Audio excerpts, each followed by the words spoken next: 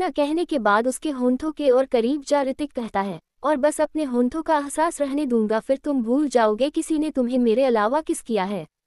इतना कहने के बाद ऋतिक उसके होंठों को चूमने लगता है। ऋतिक उसे इतने पेशेनेट के साथ प्यार से किस कर रहा था कि अंश के शरीर में बेकरारी बढ़ने लगा था। वो उसके शर्ट को पकड़ उसके चूमने में उसका साथ देने लगा था। वहीं ऋतिक उसके होंठों के रस का स्वाद लेते हुए अपने हाथ को उसके ट्राउसर के अंदर ले गया तो अंश किस करना बंद कर अपने सिर को उसके सीने पर रख उत्तेजना से भरी सिसकियां उसके मुंह से निकालने लगता है। तभी उसके शरीर में अपने हाथ को फेरते हुए ऋतिक कहता है, आई लव यू अंश। इतना कहने के बाद उसके ट्राउसर को निकाल देता है। वहीं दूसरी तरफ अगस्त्य सोनाली के साथ अपने दादाजी का मेंशन पहुंच गया। मेंशन पहुंचने के बाद दोनों कार से बाहर निकल मेंशन के अंदर जाने लगे। फिर दोनों सोफे पर बैठे अपने दादाजी के पास जा दोनों ही उनके पैर छू लिए तो दादाजी दोनों को आशीर्वाद दे दिया। फिर दोनों अपने दादाजी के पास बैठ गए और बस अभी नॉर्मल बातें करने लगते हैं, क्योंकि आते के साथ वो सब बातें करना सही नहीं होता।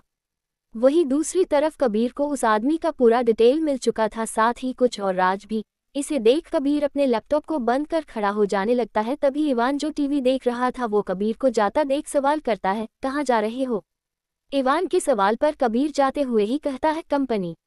इतना कहने के बाद वो चला जाता है। वहीं इवान को अपनी दोस्त का ख्याल आता है तो अपना फ़ोन निकल उसके नाम को निकाल कॉल लगा देता है। दूसरी तरफ सनाया अपना काम कर रही थी। जब उसका फ़ोन बजा तो वो अपने फ़ोन को उठा, स्क्रीन पर इवान का नाम देख वो कॉल उठा लेती है। कॉल उठा कहती है, हेलो।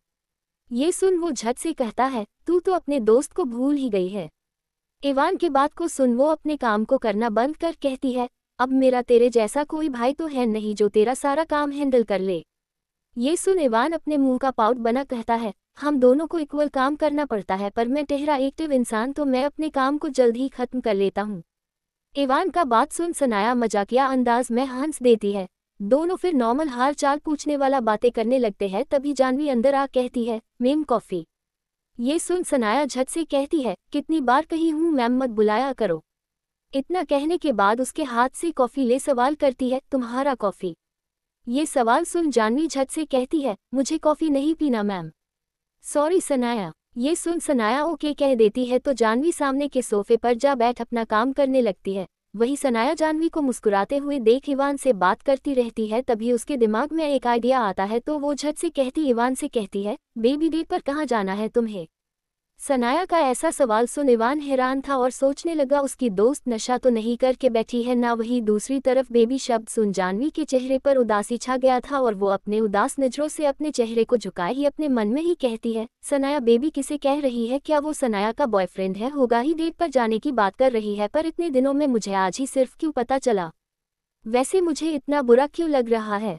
खुद में ही ये सब कहते हुए वो सवाल करती है और फिर अपने नज़रों को उठा सनाया की तरफ देखने लग जाती है। तो सनाया भी इवान को चुप्पा जानवी को कुछ कुछ कहते हुए बस कुछ ना कुछ प्यारी प्यारी बातें किए जा रही थी जैसे गर्लफ्रेंड किया करती है। तभी इवान कहता है, सनाया तू पागल हो गई है क्या। वैसे भी मेरा बॉयफ्रेंड बन चुका है तो तेरा कोई चांस। वो ये बोलने जा रहा था तभी सनाया ये सुन कि उसका बॉयफ्रेंड बना है इससे हैरान हो एक ही बार में चिल्लाती है, व्हाट। इतना कहने के बाद वो खड़ी हो केबिन के बाहर बालकनी के पास जा खड़ी हो कहती है, तुम जैसा प्लेबॉय का बॉयफ्रेंड। सनाया के इस कमेंट को सुन इवान कहता है, हाँ बिल्कुल। वैसे मैं इतना ही बड़ा प्लेबॉय हूँ तो मुझे अभी अभी ये सब क्यों बोल रही थी। तभी सनाया कहती है, इडियट मैं तुझे बोल रही थी ताकि कोई जेलस हो। ये सुन इवान एक्साइटेड होते हुए कहता है, कौन, नाम बता, अगर तू उसे पसंद करती है तो मैं सेट करने में हेल्प करूँगा। ये सुन सनाया के दिमाग में एक प्लान आता है तो वो कहती है, ओके मैं सब मिलकर बता दूंगी। वैसे तेरा बॉयफ्रेंड वही कबीर है जिसका फोटोज तू देखता रहता था। ये सुन इवान मुस्कुराते हुए हाँ कह दिया। वही केबिन के अंदर बैठी जानवी बहुत बेचैन हो रही थी, आखिर क्या बात हो रहा होगा जिस कारण वो बाहर बात करने चली गई है। ये सोच सोच कर जानवी परेशान हुए जा रही थी तो आखिर में वो खड़ी हो देखने के लिए जाने लगती है। वो केबिन से बाहर निकल इधर उधर देखती है तभी उसे सनाया का आवाज बालकनी के पास से आता है तो वो उस तरफ जा दूर दीवार के पीछे खड़ी हो बात सुनने का कोशिश करती है पर उसे कुछ सुनाई ही नहीं दे रहा था।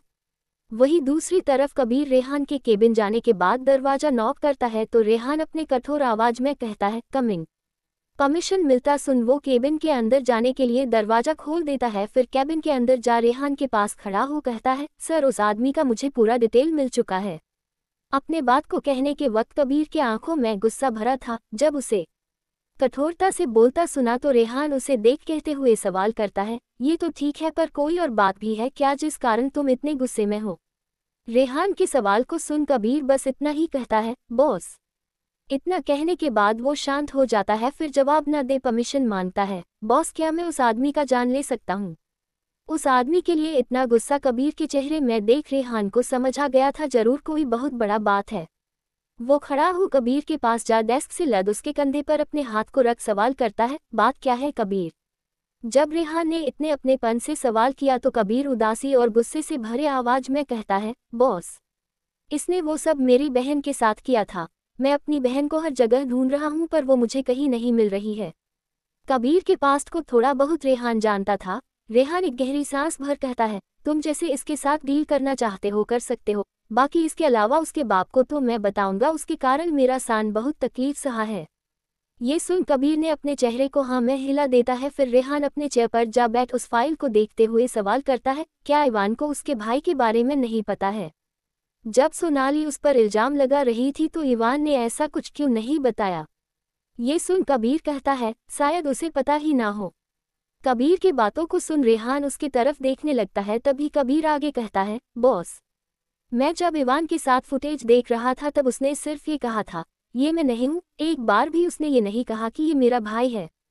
तभी रेहान ये सुन कहता है, हाँ और मैं इतने टाइम तक वहाँ रहा हूँ, उसके किसी और बेटे के बारे में वहाँ कोई जिक्र नहीं हुआ, ना ही सान को कुछ पता है, और मुझे नहीं लगता सान के दादाजी को भी कुछ पता होगा। दोनों ये सारी बातें डिस्कशन कर रहे थे, वहीं दूसरी तरफ सान का फोन बजने लगा तो वो अपने फोन को उठा लेता है, तभी उसे उसके दादाजी का आवाज आता है, हेलो बेटा। अपने दादाजी का आवाज सुन वो झट से कहता है, हेलो दादाजी। तभी उसके दादाजी कहते हैं, अगर मिस्टर ओब्रॉय के साथ प्रोजेक्ट खत्म हो गया हो तो तुम आ जाओ। तुम और इवान यहाँ से चले गए हो तो मेरा मन बिल्कुल भी नहीं लग रहा है। अपने दादाजी का बात सुन सान झट से कहता है, ओके दादाजी मैं जल्द ही आ जाऊंगा। ये सुन सान के दादाजी खुश हो जाते हैं, फिर वो सान से हाल चाल पूछते हैं। वही सान भी अपने दादाजी का हाल चाल पूछने के बाद फोन रख देता है। उसके बाद अपने रूम जा अपने लैपटॉप को निकाल उसे स्टार्ट करने के बाद अपने कंपनी में अपना परसेंटेज चेक करने के बाद अपने पिता का चेक कर खुद में ही कहता है, अब देखना मैं तुम्हारे साथ क्या करता हूँ। जो तुमने मेरी माँ के साथ किया है उसका सजा अब तुम्हें मिलना शुरू होगा। खुद में इतना कहने के बाद सान अपने दिल्ली के वकील दोस्त को मैसेज कर एक पेपर तैयार करने का ऑर्डर दे देता है, फिर रेहान को कॉल करता है। वही दूसरी तरफ रेहान कबीर से अब तक बात कर रहा होता है, तभी सान का कॉल आता देख रेहान कबीर की तरफ देख कहता है, कबीर तुम पूरा इन्फॉर्मेशन निकलवाओ फिर हम इस बारे में बात करते हैं। ये सुन कबीर यस बॉस बोल केबिन से बाहर चला जाता है, तो कबीर के जाने के बाद सान का कॉल रेहान रिसीव कर लेता है। तभी उसे सान का आवाज आता है, हेलो रेहान। हाँ बोलो सान। रेहान का आवाज सुन सान झट से कहता है, अब मैं पूरा ठीक हो गया हूँ रेहान, तो मैं सोच रहा था दिल्ली निकल जाऊँ, वैसे भी मुझे अभी बहुत सा काम पूरा करना है। सान का बात सुन रेहान झट से कहता है, नहीं सान, मैं तुम्हें वहाँ अकेले नहीं जाने दे सकता हूँ। तुम्हें तो पता है ना, तुम्हारा जान लेने में सिर्फ श्लोक का हाथ नहीं था बल्कि इससे आगे वो कुछ कहता इससे पहले ही सान कहता है, मुझे सब पता है रेहान, पर कब तक मैं अपने जान को बचाने के लिए उन लोगों का सामना नहीं करूंगा। अब टाइम आ गया है कि मैं उन सभी का सामना फेस टू फेस करूं। सान का ये बात सुन रेहान कहता है, ओके तो मैं भी तुम्हारे साथ चलूंगा, क्योंकि तुम्हें अकेले मैं जाने नहीं दे सकता हूं। रेहान के दिल में अपने लिए इतना प्यार महसूस कर सान के होंठों पर मुस्कान छा जाता है, पर फिर कुछ सोचते हुए सान चिंता से भरे आवाज में कहता है, रेहान मैं नहीं चाहता मेरे रिवेंज के कारण वो लोग तुम्हारे भी दुश्मन बन जाए। ये सुन रेहान एक गहरी सांस भर बोलता है, हम दोनों के बीच कुछ भी तुम्हारा और मेरा नहीं है, और हाँ मुझे थोड़ा काम है, कल तो हम लोग परसों निकलते हैं। रेहान के बातों को सुन सान ओके कहता है, फिर कॉल कट हो जाता है। कॉल कट होने के बाद रेहान फोन को टेबल पर रख अपने सिर को चेयर पर टिका सोचने लगता है। फिर कुछ सोचने के बाद कबीर को कॉल कर देता है। कबीर अपने केबिन में ही बैठा हुआ था, जब उसका फोन बजता है तो वो अपने फोन को उठा, स्क्रीन पर बॉस देखकर उठा कहता है, यस सर। तभी रेहान कहता है, कल के लिए एक अच्छा सा रिजॉर्ट बुक करो, और हाँ पूरा रिजॉर्ट खाली होना चाहिए। ये सुन कबीर ओके बॉस कह देता है। फिर रेहान अपना ऑर्डर देने के बाद कॉल कट कर कहता है, बनी दिल्ली जाने के बाद हम दोनों को अलग रहना होगा, इसलिए मैं कल का पूरा दिन सिर्फ तुम्हारे साथ बिताना चाहता हूँ।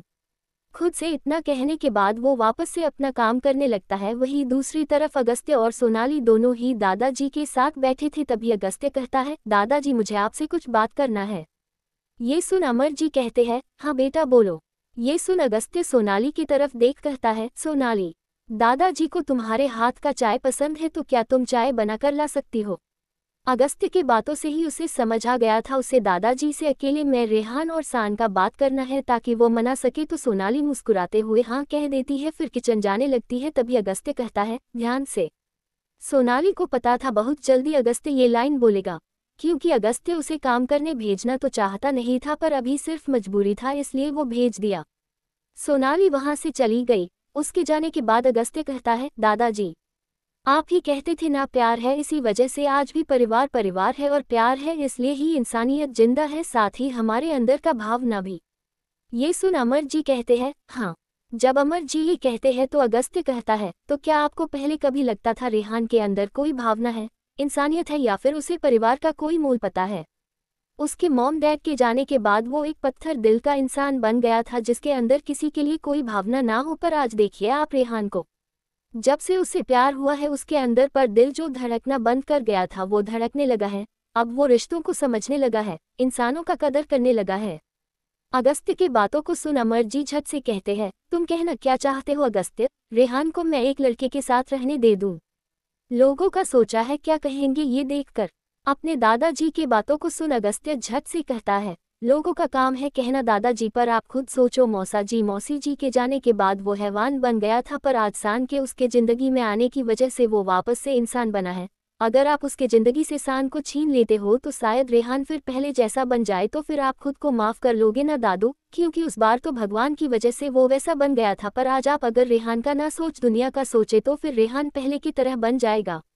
अगस्त्य की बातों को सुन अमर जी किसी सोच में खो जाते हैं। तब तक सोनाली भी चाय लेकर आ दादाजी के पास जाती है पर वो चाय न उठा अपने ख्यालों में खोया रहता है। तभी अगस्त्य कहता है, दादू चाय। अगस्त्य का आवाज सुन अपने ख्याल से बाहर आ चाय के तरफ देख चाय उठा लेता है। तो उसके उठाने के बाद सोनाली अगस्त्य की तरफ बढ़ा देती है तो अगस्त्य भी चाय उठा लेता है। फिर सोनाली की तरफ देख सवाल करता है, तुम्हारा चाय?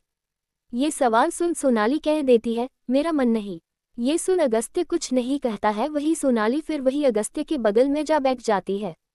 दूसरी तरफ ऋतिक ऑफिस ना जा अंश के साथ ही मौजूद था।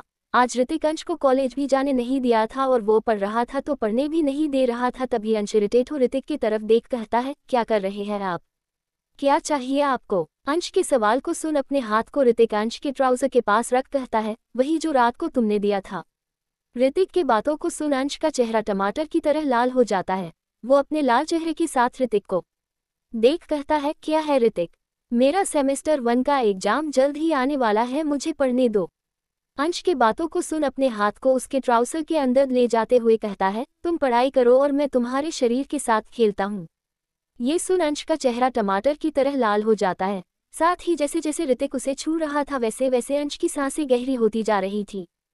फिर ऋतिक अपने हाथ को बाहर निकाल अपने कपड़े को अपने जिस्म से खोल जमीन पर फेंक दिया। जब अंश ऋतिक के खाली शरीर को देखा तो उसकी आंखें झपकना बंद हो गया। तभी अंश के चेहरे को देख उसके हाथ को पकड़ अपने करीब खींच कहता है, क्या हुआ, ऐसे क्यों देख रहे हो? ऋतिक के सवाल को सुन अंश उसके सीने में जा झेप गया। वही अंश के रिएक्शन पर उसके चेहरे को उठा होंठों के करीब जा उसके होंठों को प्यार से चूमते हुए वो उसे बेड पर लेटा उसके होंठों को पैशनेटली चूमते हुए अपने हाथ को उसके सीने पर ले जा अपने हाथ को फेरने लग जाता है। तो अंश की सांसें ऋतिक के पैशनेटली चूमने की वजह से थम सी जाती है। वही दूसरी तरफ दादाजी अगस्त्य के बात को समझते हुए कहते हैं, ठीक है रेहान और सान को यहाँ बुला लो।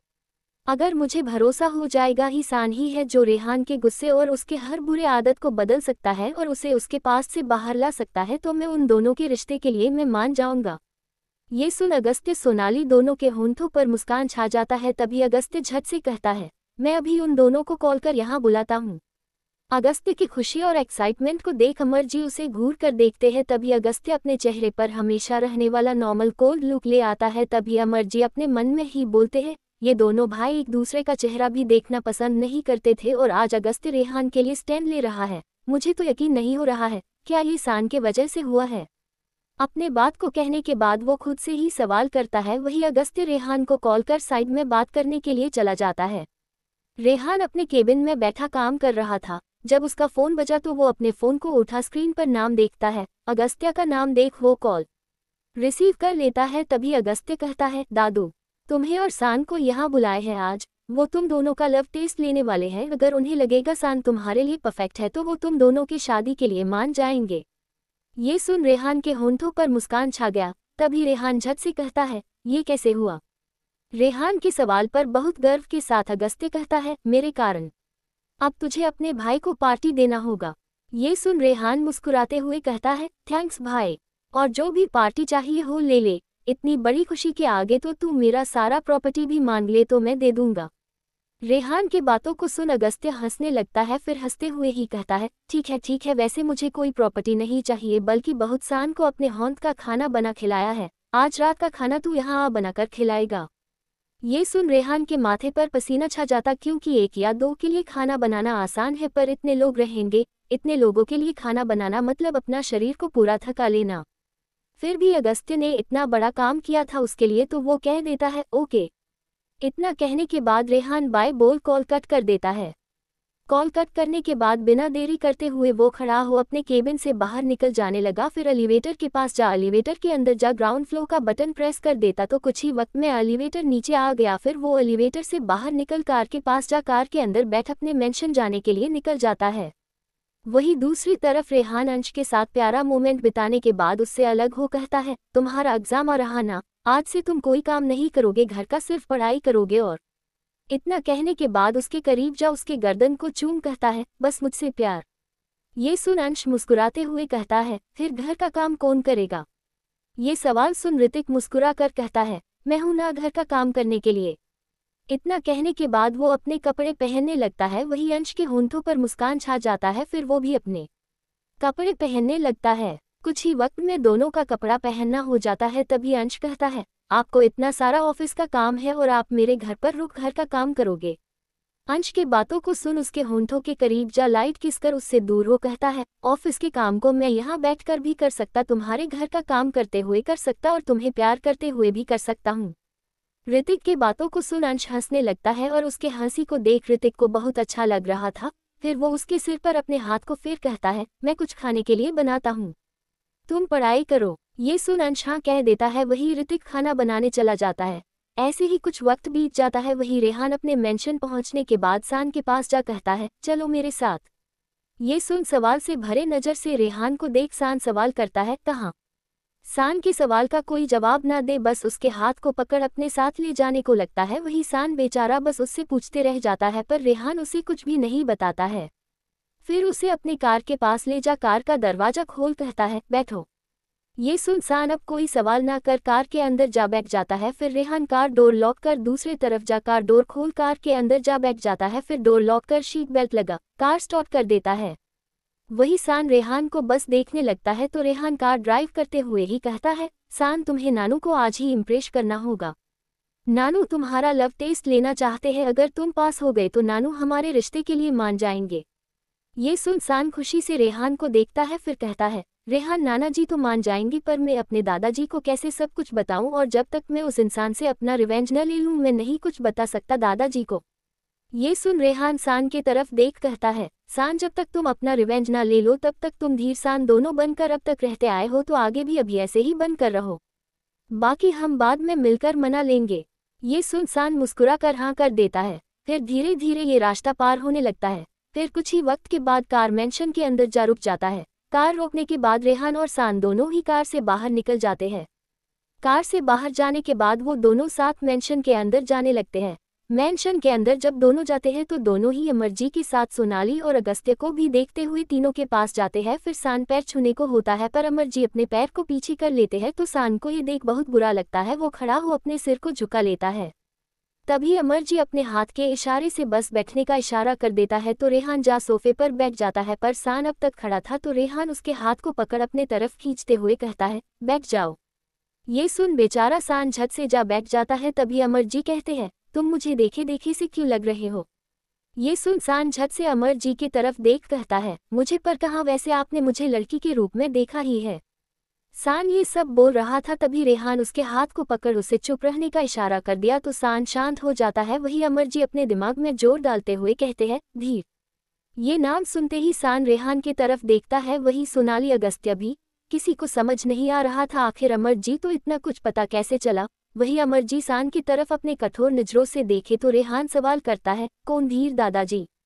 जैसे ही रेहान ये सवाल करता है, अपना फोन ऑन कर एक तस्वीर निकाल रेहान सान के तरफ तस्वीर को कर देते हैं।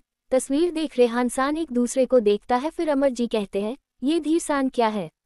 कहाँ रेहान ने सोचा था आराम से वो सब कुछ बताएगा, और अब कहाँ ये सब देख उसे अब बताना ही पड़ रहा था। वही सान तो बस घबराया हुआ था। तभी रेहान कहता है, सान को धीर बनना पड़ा अपने डैड की वजह से। ये सुन अमरजीत कहते हैं, पर क्यों, हुआ क्या है। अमरजीत के सवाल को सुन रेहान गहरी सांस भर कहता है, उस आदमी ने सान की मम्मा से शादी सिर्फ अपने फायदे के लिए किया था, और उसका फायदा जैसे ही पूरा हुआ ये जानने के बाद वो उसे छोड़ने वाला था। पर जब उसे पता चला आंटी प्रेग्नेंट है तो वो उन्हें डाइवोर्स नहीं दिया, पर आंटी को सब सच पता चल गया था। इसलिए जब वो आदमी प्रेगनेंसी टेस्ट करवाने गया ये पता करने की लड़की है या लड़का, तो आंटी जिस डॉक्टर के पास गई थी वो डॉक्टर आंटी का एक टाइम में दोस्त हुआ करता था। तो उन्होंने आंटी के कहने पर झूठ कह दिया कि लड़की है। उसके बाद उस आदमी ने आंटी को घर से बाहर निकाल दिया। फिर आंटी सान को हमेशा एक लड़की की तरह बना कर रखी। पूरे बात को जानने के बाद अमरजीत को बहुत बुरा लग रहा था सान के लिए। वो झट से कहता है, ऐसे इंसान के साथ बुरा ही होना चाहिए। वैसे क्या फायदा था उसका ये सब करने में। अमरजीत के सवाल को सुन सान अपने उदासी से भरे आवाज में कहता है, आज उस आदमी के पास जो कुछ भी है मेरी मम्मा के वजह से है।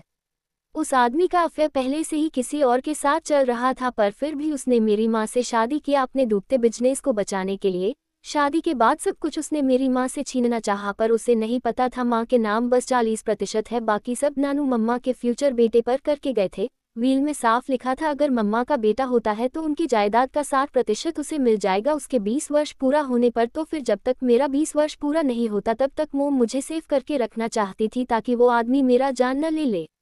ये सुन अमरजीत सवाल करते हैं, तुम्हारे दादाजी तो बहुत अच्छे इंसान लगते थे मुझे। उन्होंने भी नहीं रोका अपने बेटे को। ये सुन सान अफसोस से भरे आवाज में कहता है, उस वक्त दादी बीमार रहने लगी थी और दादू दादी के इलाज में हॉस्पिटल में ही रहने लगे थे। उन्हें ये सब तब पता चला जब मेरी माँ उस घर को छोड़ चुकी थी।